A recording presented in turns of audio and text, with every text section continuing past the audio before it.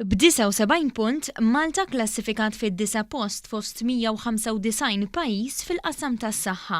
Dan fil-ġurnal internazzjonali magħruf kemm ma jħares lejn wiċħat Lancet li jispeċjalizza fuq is-saħħa. F'analiżi dettaljata ta' 48 paġna, Lancet ħares lejn 41 indikatur fil-qasam tas-saħħa. Malta kisbet punti massimi f'10 indikaturi, fosthom fejn jidħol il-mart li jittieħed, l-iżvilupp ta' tfal u tniġġis fl-arja.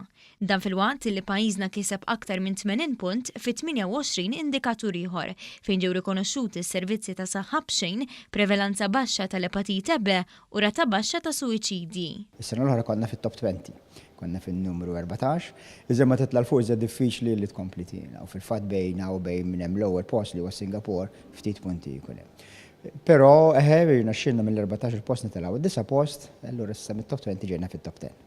Fost l-affarijiet li analizza Lancet hemm l-aċċessibilità għas-servizzi u għall-mediċini, il-listi tas-sennija u l-affordabilità u s-sostenibbiltà fis-settur.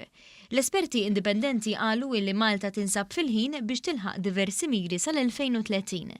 Id-Deputat Prim Ministru Ministru tas-Saħħa Chris Fearn qal li dan huwa riżultat tal-ħidma bla preċedent li ssir bla waqfien fis-settur u deskrivih bħala pass fid-direzzjoni tajba.